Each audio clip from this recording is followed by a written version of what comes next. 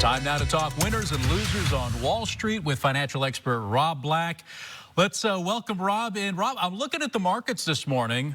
All the indices strongly positive. U.S. oil down to $92. Brent crude down to $88.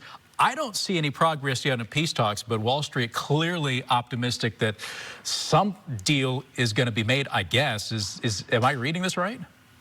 You're reading it right. And the concern is that oil is still 30% above where it was pre-war. But the markets like to get ahead. Every time there's a Middle East conflict, Cron asked me to go on. And I always go, it's going to be no big deal. We tend to be very resilient with geopolitical uncertainty as long as it is contained. And you're right, it's not completely contained yet. But the threshold to start back up seems to be pretty high. Therefore, Wall Street's betting, and i.e. money, is moving in, saying that the worst is behind us as far as headlines go. That's pretty wild. Okay. Yeah. Well, we'll see where it goes from here. Let's in corporate news, I found this headline really fascinating and surprising. Meta surpassing Google in ad revenue. That I would not have guessed that. Google, the king of ads online. YouTube with all their ads, the most used online video platform, and yet Meta surpassed them. Yeah, and these numbers are just astonishing. And I own both of these companies essentially because of these numbers. And I would buy them on dips, like when there's an Iran war. Meta digital advertising dollars, $243+ billion expected for this year, whereas Google's going to be at $239.5 billion is the expectations. Those numbers could change. But go write those numbers down, James, and it's astonishing. And when you own a company, when you buy shares, you're an owner of the company. And, who wouldn't want their kid to go work for a company that's pulling $243 billion of advertising? So that's the way I look at corporations. And good for both of them, They're just knocking the socks off of it. Yeah, that clearly in your winner column. In the loser column this morning, more and more people, I guess, turning to 7-year loans to afford. Because car prices are going through the roof, but just to afford a car, 7 years becoming more and more standard, huh?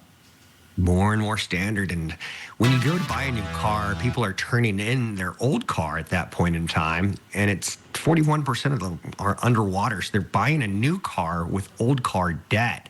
It's crazy. 84 months, 7 years, 22.9% of all new cars are 7-year loans now. A decade ago, that was 10%. The average amount being financed is $43,897. Remember that for just a second. The average sticker price is $51,456. So new car buyers who are earning less than $100,000 make up 37% of all cars bought. So they're buying a car that's half their salary, at least. And that's a big number. So $43,899, that's the amount being financed that I asked you to remember for 84 months at a typical good credit rating, 6.9% interest rate. It's $660 a month, or it also adds $11,575 onto that sticker price. That was $51,000, so that's now at $63,000 when you add in the interest. Wow. Well, from the sticker price to sticker shock. We are between weekends now for Coachella. Boy, you almost need to take out a 7-year loan just to afford to go down and enjoy that. And in the last 2 years, you and I did stories on this where the attendance was down and we thought Generation Z was giving up on it. But it's fashion, it's social media, it's music, it's the epicenter of all those. Week 1 and week 2 sold out in about 3 hours, 125,000 people a day. Wow. General admission tickets originally cost $649. They're going on StubHub now for this weekend at $22,000 to $2,500. Oh. VIP passes, that's the way to go. $1,300. A budget hotel is going to run you $300 to $600 in Coachella Valley. A mid-range hotel, $600 to $1,000 per night. Oh. Flights are $300 to $800. So it is a big financial commitment to get there. A high-end VIP will spend $5,000 plus. A typical your kid or my kid will spend $2,500 to $4,000. Wow! It's a premium lifestyle event now. It's again, a sign of the times. Yeah. All live events, whether it's sporting or music, are crazy expensive. Just looking at this video, and you're right. I mean, you're going to like this star-studded, multi-stage concert with all these big names. Justin Bieber was one of the headlining acts. He's getting panned for his performance or lack of performance on stage, really. But he showed up, and in the last 10 years, to collect his check. He's canceled a lot of concerts in the last 10 years. So people were happy in the end. He got 2-weekend gig for $10 million.